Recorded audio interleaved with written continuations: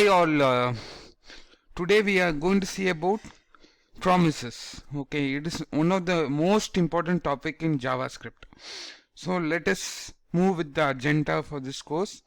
So in this course, I am going to see. We are going to see about complete promises. Okay. So I would recommend you to stay with me for the complete course. We will be seeing promise syntax and we will be seeing two examples. Okay, and we will be at last seeing promise chain advantages and disadvantages. Okay, and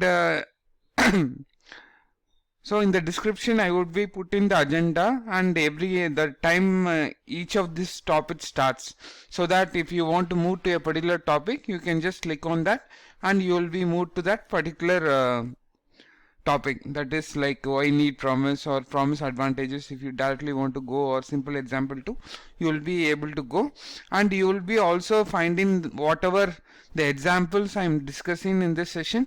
I will be adding it in the description as a GitHub link, okay, so that you can download and try it yourself. Okay, so let me move with promises. Okay, why need promise? That is the basic question. Okay, why as you know,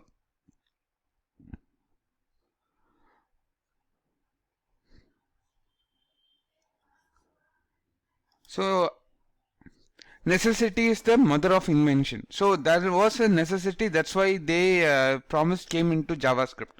So if you take JavaScript, it is single threaded. There is only a single thread.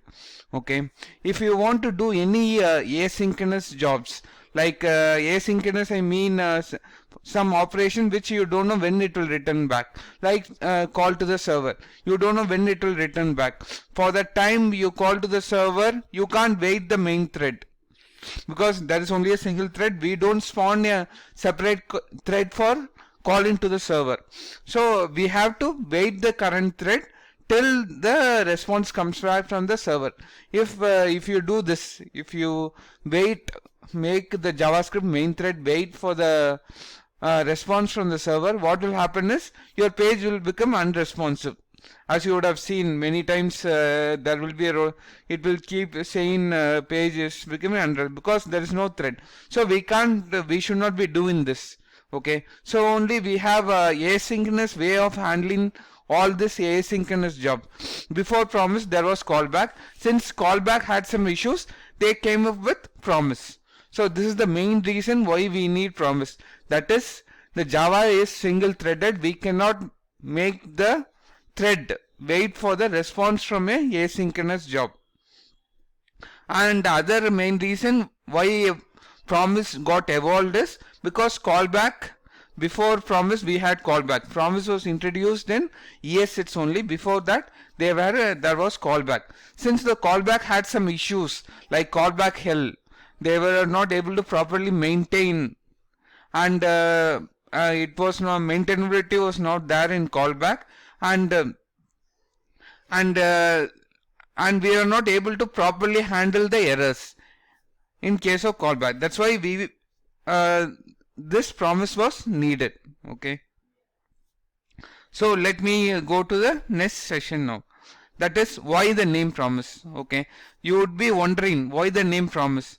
So as you would have guessed, okay, so maybe you gave some money to someone, okay, and they promise you they will return back in some time. So in the similar manner, the promise in JavaScript is you are promising the JavaScript engine that I do not have the value now, but I will get you the value in some time. Okay, so like someone telling that I will give you in some time, through promise we are telling to JavaScript engine that I will give you the money back in some time, give you back the value in some time. So when the promise receives the value, that's what result happens. If the person who you have given money, if they say I can't give them back the money, that's when the reject happens. You can compare like this. Okay, so the word promise came because the we are making a promise to the JavaScript engine that I do not have the value now, but I will give you the value in some time. Okay, that is that time is when the server, the asynchronous job gives back the value to you, like the server sending a response to you. You can understand in that manner. Okay, hope you understood this name promise. So similar to give a person from making a promise that he will give back the money. Okay, now moving to the next important task, like promise syntax. It is very simple. Okay, let me go to my VS Code. Okay, hope this is you are able to see this screen. We'll also make it bigger. Okay, so first you have to write a promise object. First you have to make a promise, right?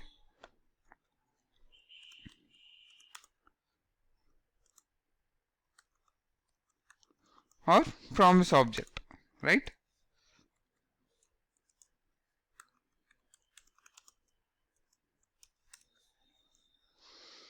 So how you make a promise object? See, in ES6 the promise is available. Okay, so you need not do any import from promise. You just can simply write new promise. But if you are going to support promise in a ES5 browser, then you need to use Babel. Okay, you need to use Babel so that this is available to you, else it will not be available if you type promise in a IE5 browser. If I go there, I can show you. If you say promise here,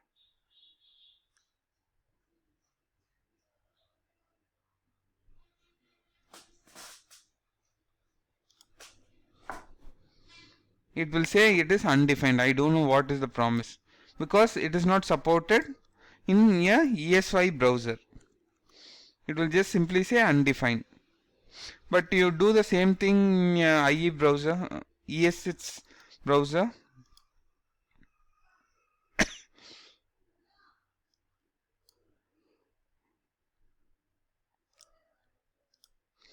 So if you type promise, it will say I have no what is the promise is. You understand? So when you go for a ES5 browser, you have to use promise so that this functionality is available. So let me create a promise object. Let promise object. So this will return a promise object. So inside this we have to write a callback.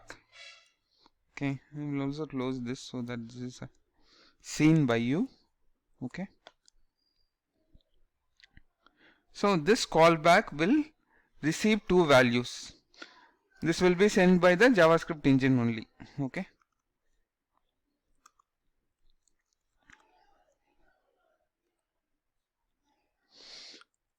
so this can be any name. The first will have receive the resolve object. The second one will receive the reject object. That's it. There is nothing that you have to use resolve or reject only. You can use any words. Okay. This is the promise callback. So here only we are supposed to write the asynchronous call. Okay. Here only we are supposed to write the asynchronous call. Maybe to start with, let me start with set time mode. That is also asynchronous because the JavaScript engine does not know when it will return back. Okay. Maybe I can use this. Maybe I will give 1000 milliseconds. Okay. So this is the asynchronous call I have written. And here I will say after 1000 milliseconds you resolve. This resolve object is being passed by the JavaScript engine through the promise callback, right? So here I say success.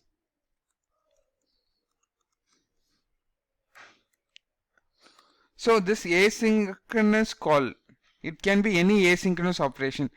In the second example, we will be seeing how we can use this to make a asynchronous call to the server. Okay. Here only we write all the asynchronous operations. Okay. That asynchronous operation when it resolves, that is when it receives value from the server, here we will resolve that. Or if it is error, we will reject that. Okay. Now we have made a promise or a promise object. Now we have to event handle. That is when it resolves, what to do. When it rejects, what to do. For that, what you write is promise object dot then. So we are handling the event now. Okay. So the first callback, this one, is for success. When it goes inside, when this gets resolved, this callback will be called. Okay. This is for success. If it fails, it gets rejected, this will be called. Okay. Okay. This can be very well be compared to a promise you make to any person, right? When you make a promise, when he gives back the money, it is like resolve. So I will do, maybe I will say thank you to him. That's it. If he says I cannot give you by this time, then I will say maybe I may scold him or file a case against him, whatever. That is for handling the failure. Okay. Now it resolves success. So I will just simply print I succeeded. Succeeded. You can succeeded, and we can also receive the value sent from the resolve. Here you can say value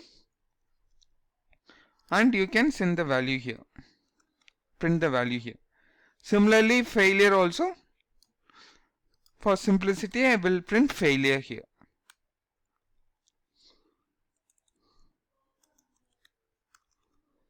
So here also you can get the value for failure. Okay.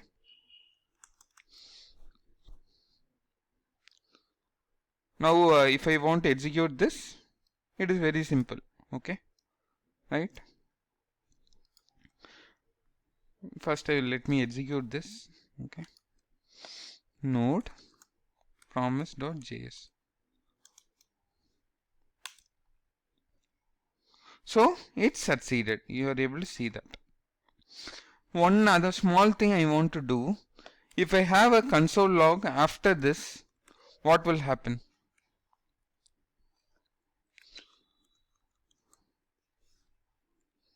Will it come after succeeded, or after this print will it come, or it will be printed before? Well, let me see that. So you are able to see, right? The event 3 comes, then only succeeded success comes. This is because everything happens in a event loop. Okay. The promise object, the promise callback, when it gets resolved, it gets pushed to the event loop, then only comes to the stack. I will explain you shortly that one. Okay, just we will go to the slide so that I can explain you. So this is the syntax. We write the asynchronous operation inside the promise, and if it gets resolved, that is I get back the value, or the set timeout completes, I resolve it. So you do some operation for resolve, or if there is a error, you do the operation for reject. Okay. And one more thing is, what are the promise states? These are the promise states: pending, fulfilled, and rejected. At first it is pending. Okay. That is the promise has not received the value. and after that, if it gets resolved, it moves to fulfill. If it gets rejected, it moves to rejected state. It is like a person, you have given money to a person, so it is still in pending state. If he gives back the money, it becomes fulfilled. If he does not give back the money in given time, it becomes rejected. So something similar to that. Okay.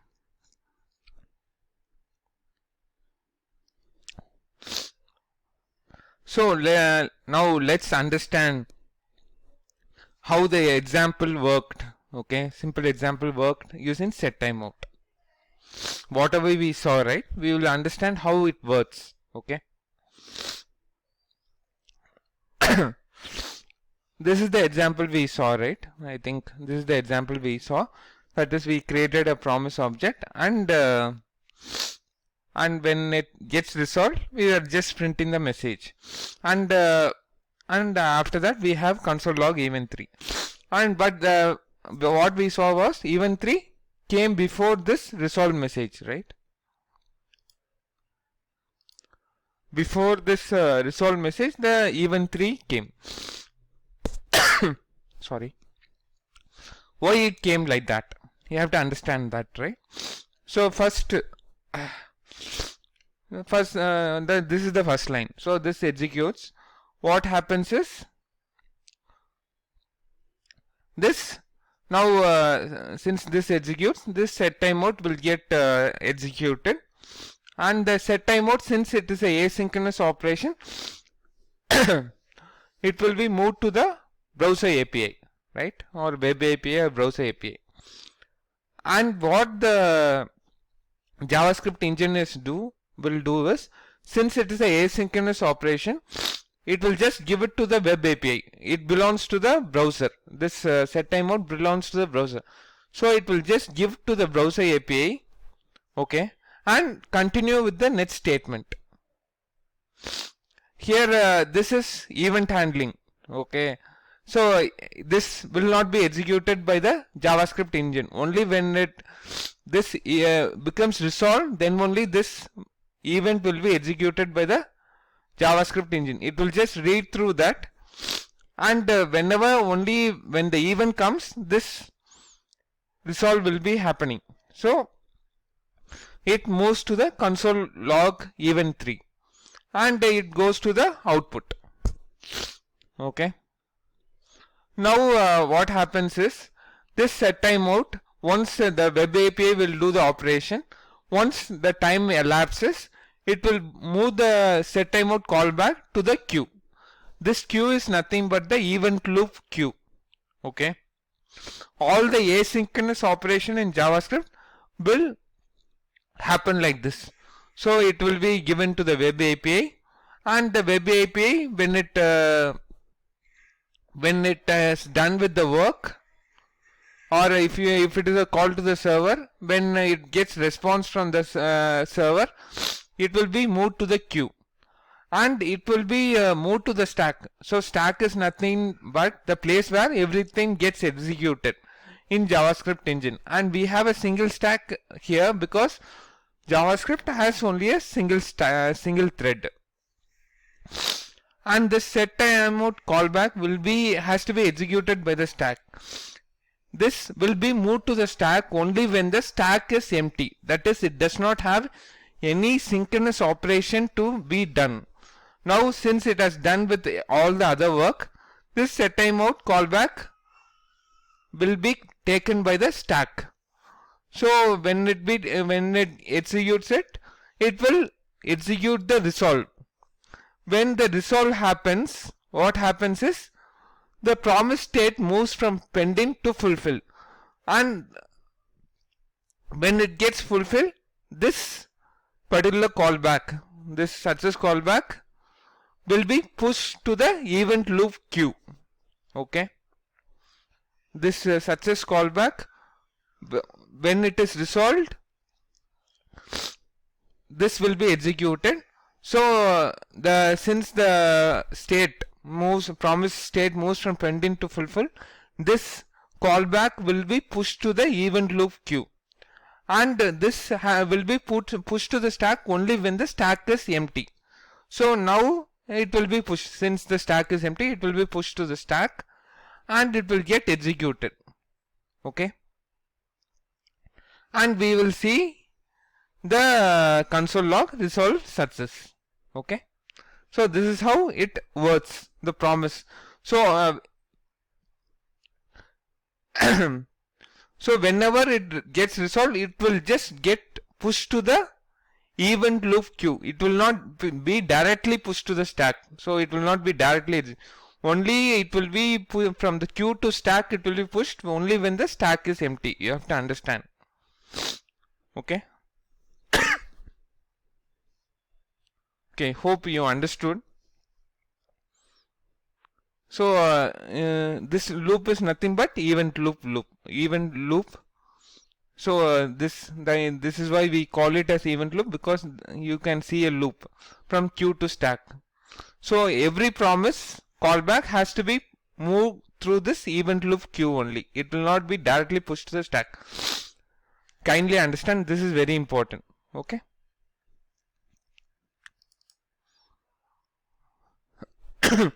Hope you understood. Now let us move with the second example. That is, till now we were seeing about set timeout, right?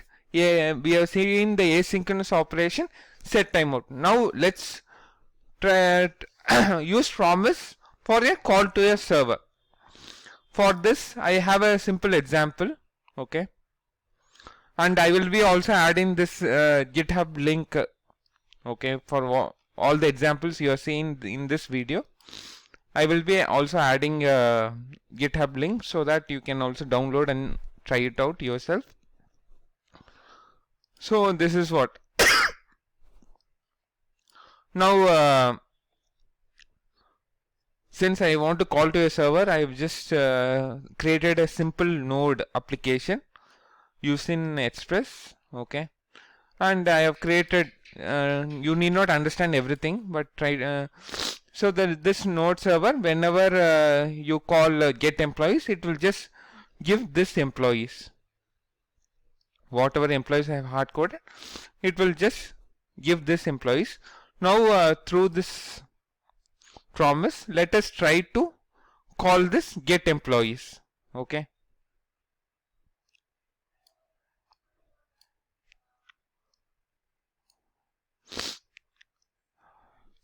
Now I just have a promise syntax, as you can see. I have a promise syntax. Now I have to make a asynchronous call, right? That is, I need to call get employees, right? For that, in HTML, we have this way of calling. I just have written it already. I can use this for calling to the server. Okay, this is my asynchronous call. So it is available in all browsers. Yeah, XML HTTP request, and here XML it's http.open. I'm saying that I want to call a get employees. Okay, and I'm sending it. Once I receive the data from the server, I'm resolving it. Okay, this is more important. This is asynchronous. So this on ready state change, only when the response comes from the server, this event will be called. So when I receive the response from the server, I am just resolving with the response from the server. So I will be receiving the employees, because the server sends all the employees. So once I receive the employees, and I'm resolving it, and in the response text, what I need to do, maybe I will show the get employees to in the HTML page. For that, I can simply, in the inner HTML, I can just show the response text, what I received from the server.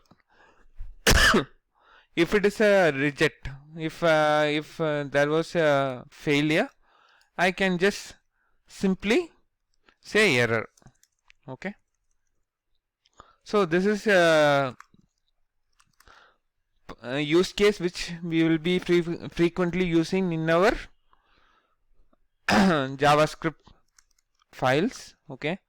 So I call to a server. When I receive the response from the server, I resolve with the response text I received from the server, and I show the response text in the paragraph which I've added here. Okay, which I've added here. If I get a reject, if there was a error, I can just simply say error. Okay. So let me now try it out.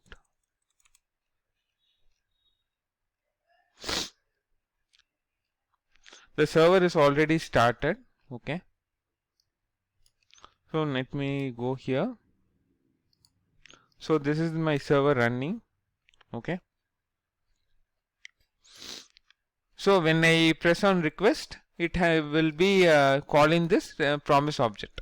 That's how I call. Whenever I press on request, I will be calling this promise object. So let me click on this request. So now you can see, right? Once I get the response from the server, I am able to see it in my screen because I have done the handling for that.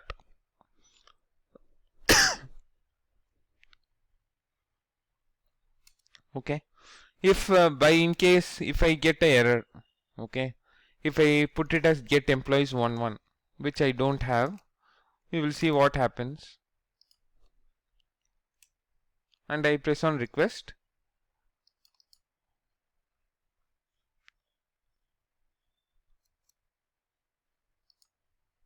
Maybe you, if there is a error, you need to say reject. Okay. Maybe if it is okay, you can say here if it is 404,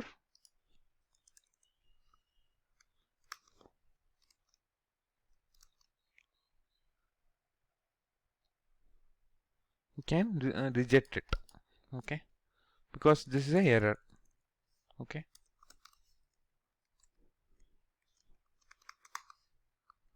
Now let's see whether it runs. Maybe I will restart my server.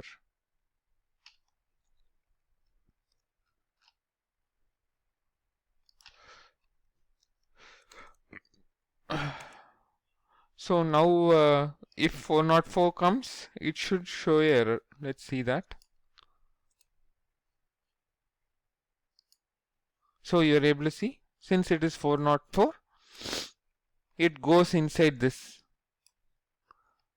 It goes inside the rejected callback and it is able to say error, since we say inner HTML equal to error. So this is a actual use case which you will be using in your web pages. Okay, hope you understand. Okay.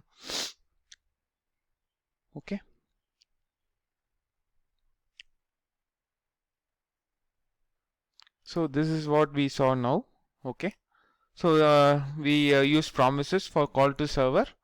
That is, we use the XML HTTP request for calling to the server. Once we get the response, we resolve it. If we get a success, we resolve it, right?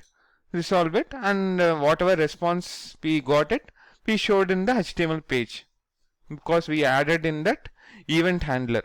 We added the code that to show the value in the HTML. In the inner paragraph inner HTML, we added the response text. If it is rejected, if there is a 404 error, we actually rejected and we showed in the paragraph in inner HTML error. Okay. Now let's move to the next thing. So what will happen? This is another big question, right?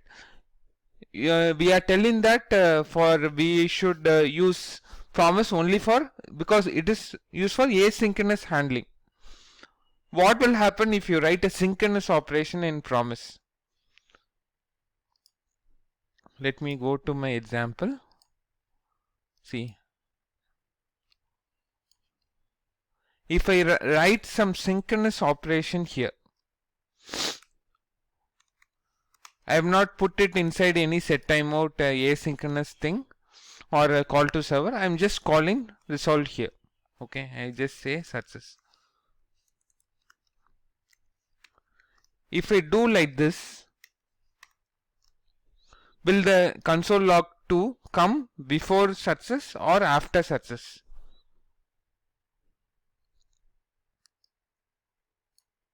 It will come after success only, because as I told you in how it works, I told you, right? The promise object also, even in case of synchronous operation, it will get pushed into this callback will get pushed into the event loop, and then only it will come. Okay, so at first it will come only when the stack is empty. Understand? So it will get executed only when it completes all the synchronous operation.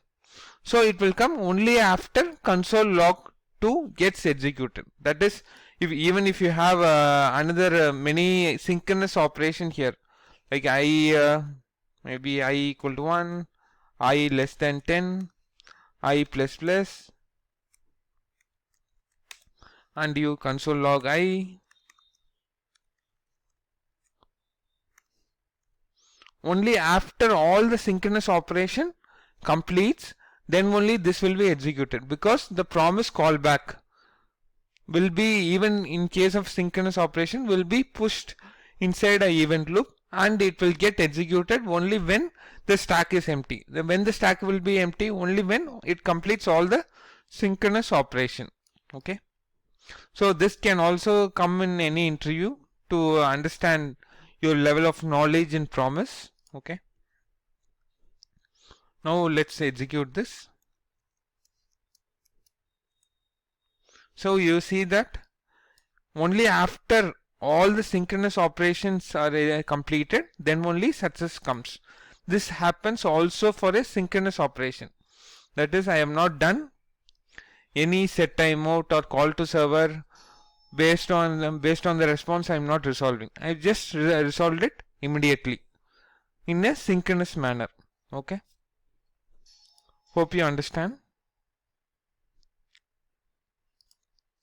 So next, let us see about, next topic will be promise chains. Okay,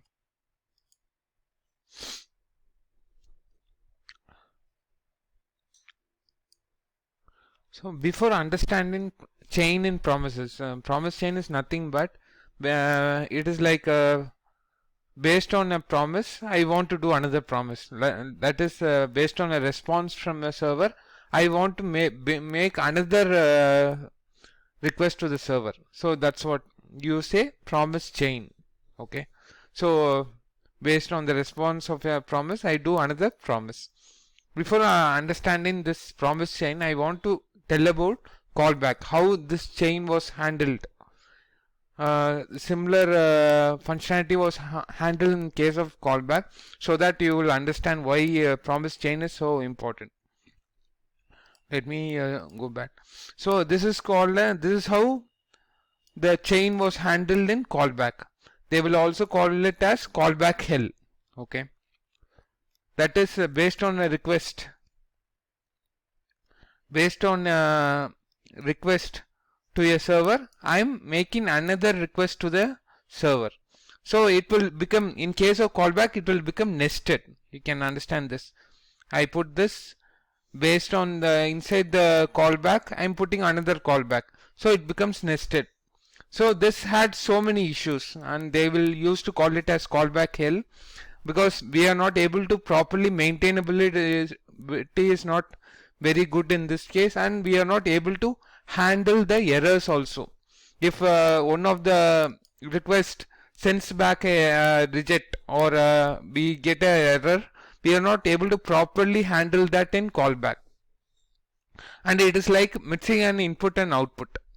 So this was one of the important reason why they had to move to promises. Okay, So hope you understand. This is the request. Request is nothing but yeah, call in the server. Okay, this package actually calls to the server and it will give back a callback, and in that callback I'm again doing a request, so it will be more nested. Now let's understand it, how the chain is handled in case of promises. Okay, now now you understand that. I will also clear this off. Now I have a promise. Now based on this reject, maybe I will make it resolve.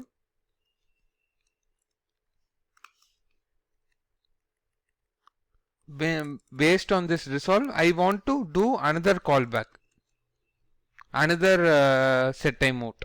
In that case, what I need to do is, because this promise object will return a, this new promise will return a promise object, so I can just directly put then over this promise object, and in this success callback I will just return another promise.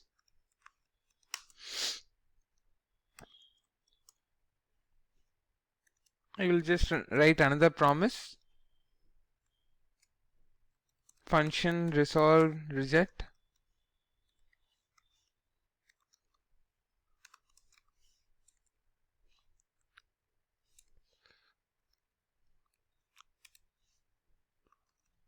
Okay, this should be resolve. Sorry, I can say resolve here.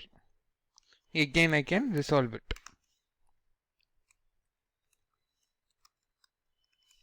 Something. So since this returns a promise, you can again write then here, because this returns a promise object. So over the promise object we can anyway write a resolve, right? You can just write another resolve here. So this is how you have to do a promise chain. So here you can understand that how it is more maintainable, more understandable, right? And here we can also handle the errors properly. If anything fails, any promise object sends a reject, I can easily say reject. Can easily say reject.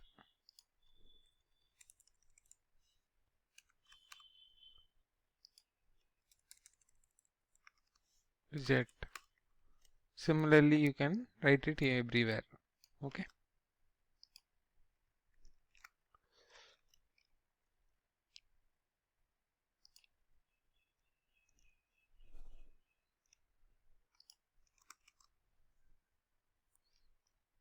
So here, based on this, I am having another promise object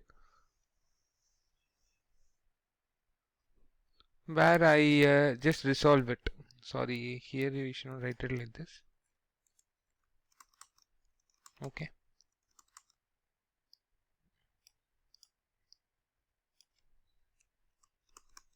If you want to write the error, we are supposed to handle it here, right?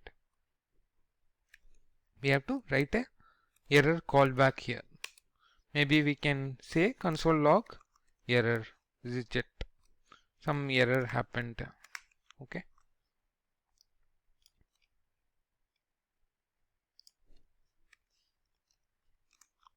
Okay. So this is how we chain the promise. Okay. So now if you do, we should be able to see all the success here.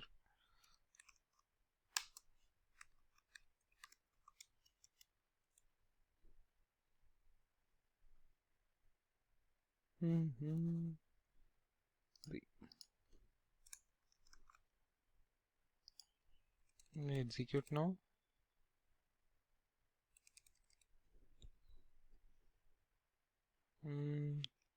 I'm not doing any console log, that's why we are not able to see anything.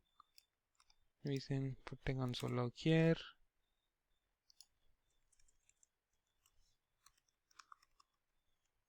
Maybe one.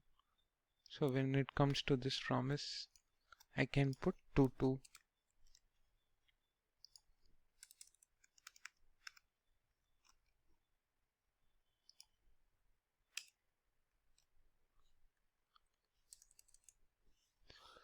Okay, now we should be able to see all this console logs now. So here also we can put another promise chain if you want, because here also I am returning a promise. So since we are returning a promise object, can, as you know, that promise object or a promise object you can add then to handle the handle the resolve and reject. Okay. So you can see that now we are able to see it happens in a chain. Okay. Now let's move on to the next. What are the promise advantages? As we saw over callback hill, it is more maintainable, okay, and it is easy to handle errors, because when the error comes, when the reject comes, you can easily handle what should happen in case of error, and it was easy to segregate success and failures. It is more maintainable. Compared to callback, it is more advantageous. Okay. Okay. Now let's see the disadvantages. So disadvantage in promise is that it cannot be reused. Once the promise is resolved or rejected, it is done, dead. You can't reuse the promise. Okay, that should be try to understand this completely, and it cannot be reused. And other important thing which I missed to add here is you can't unsubscribe. Maybe once you have sent to the promise, that is done. Okay, you can't reject the promise in the middle. That is not possible. You can't unsubscribe the promise. Once you have sent the request to the server, you have to the response will happen. You can't reject that request. Okay, that is another disadvantage. So this led to the next evolution called observables. You would have heard of it from RxJS, where it is possible, where you can reuse. It is more of a stream of data. In observables, you can keep on receiving data. It is not one time. It can be reused, and you can also unsubscribe in case of observables. That is the next stage to promise. Okay. Hope you understood the promise. Okay.